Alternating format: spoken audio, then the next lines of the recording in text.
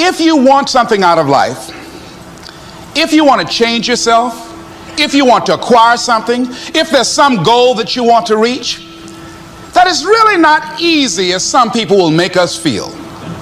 That living your dream, changing your behaviors, overcoming negative habits, it's challenging. It's hard. Most people go through life never discovering what their talents are. Most people never develop their talents. They have skills and abilities, but if you don't nurture them, if you don't develop them, they will never serve you. Your gifts can take you many places if you develop your gifts. Most of us don't like to do those things that come easy to us. I've always loved to talk to people. I decided, taking this advice, to develop my skills as a speaker. And my gift has developed and it's taken me many places.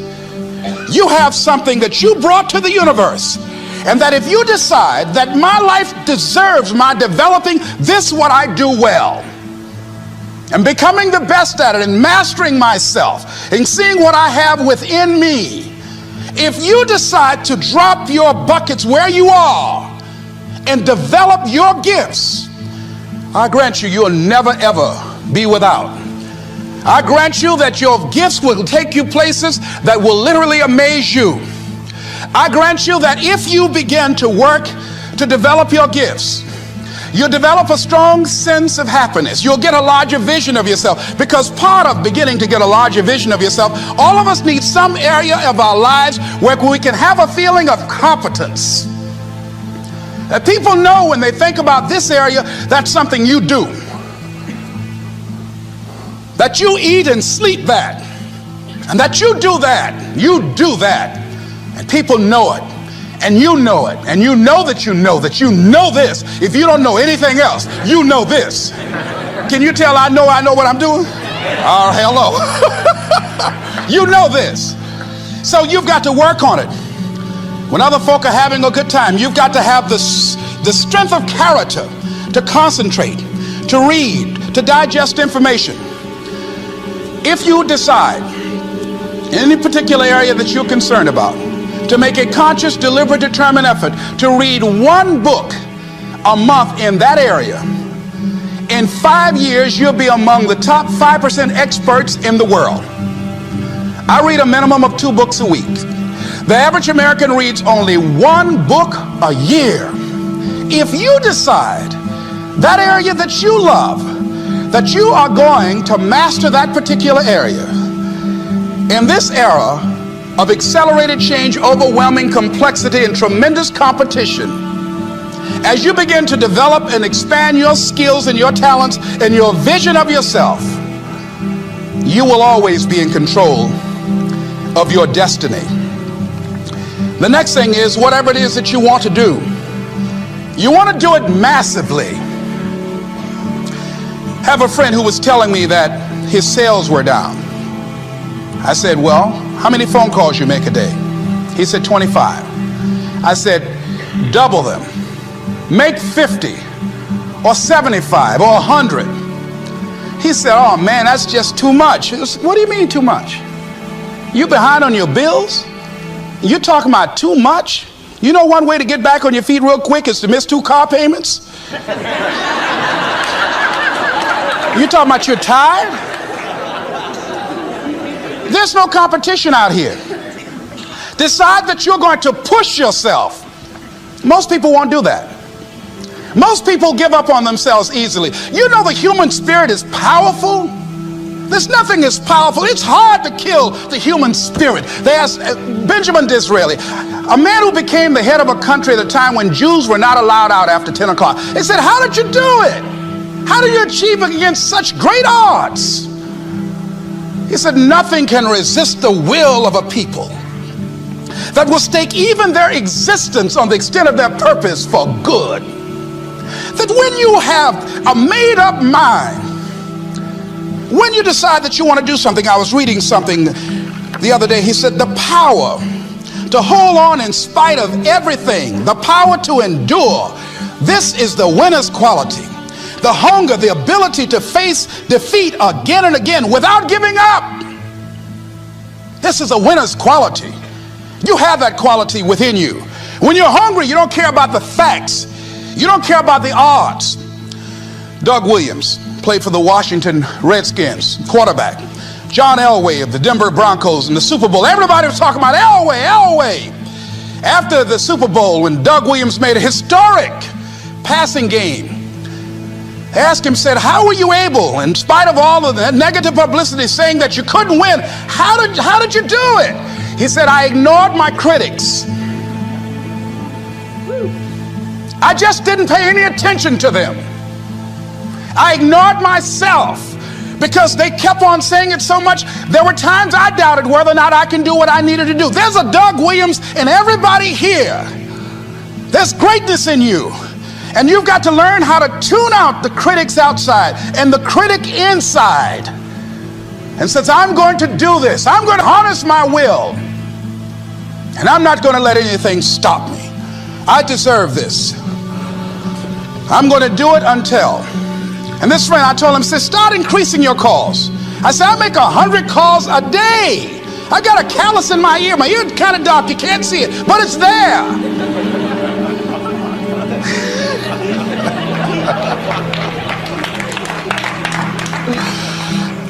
His sales have increased. He's working harder now. The other thing is that if you want something, you have got to be relentless. You've got to learn how to become resourceful. You've got to learn how to become creative. When crises strike in your life, and in the Chinese language, crises mean danger, but it also means opportunity. And this is an opportunity for you to grow. And you've got to be so relentless, regardless of what comes down the pike, that you're always looking for a way to get over, always looking for a way that you can break through, always looking for a way that you can win, always looking for a way that you can strike a telling blow. And pretty soon, I think there's some people watching us in the universe that say, wait, let's call a meeting over here. You know that guy Mustafa? Look at him down there. He won't stop. Just that fool don't know he can't get over. Look here. Why don't we do this? Let him go and let's mess with somebody else. Let him go on through.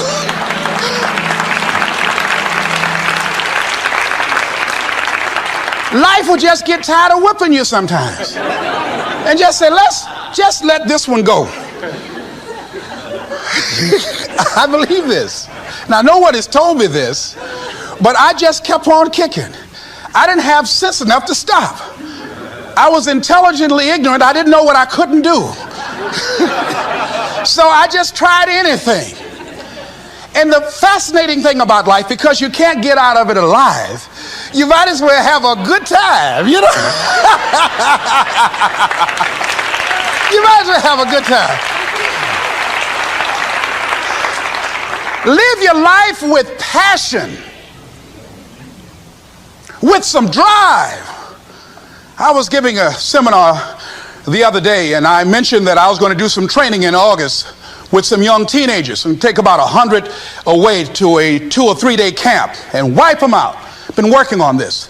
So after the speech, one of the parents walked up to me and said, Mr. Brown, I'd like for you to do something for my son. He's not motivated.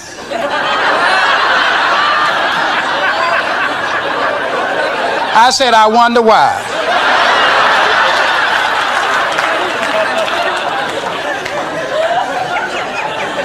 I wonder what's wrong with him. He had no fire whatsoever. See, what you do speak so loudly, folk can't hear what you're saying. And so if you don't have any fire, you've got to watch the people, the relationships that you develop. Have people of kindred mindsets.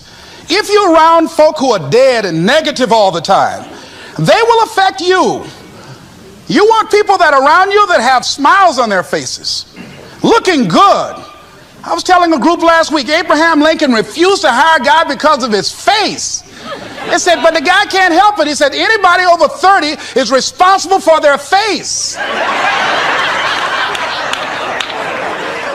If you have some depressing face looking at you every day, it affects your blood pressure. Keep these dead faces away from you. It's contagious. This is serious. So you've got to watch your countenance, watch your face, have an uplifted expression, watch your body posture. All of these things affect you psychically. You got to be the kind of person that you are fearless. Fearless. Folk leave fearless people alone. There's some people walk through a neighborhood and every dog in the neighborhood would bark at them.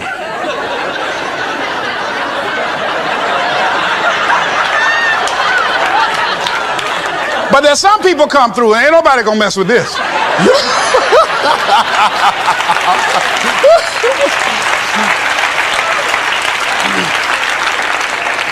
You are unstoppable.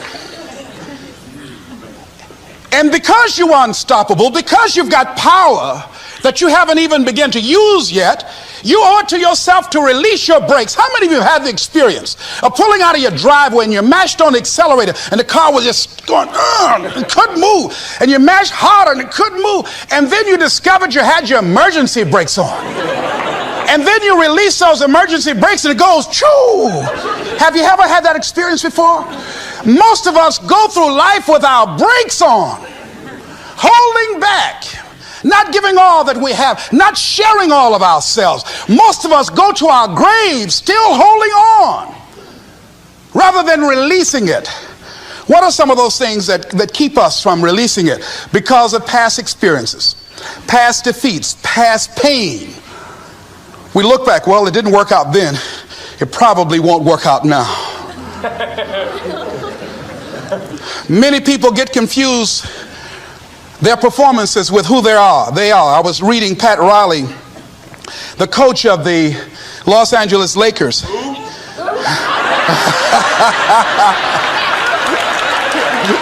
But you're going to like this quote here.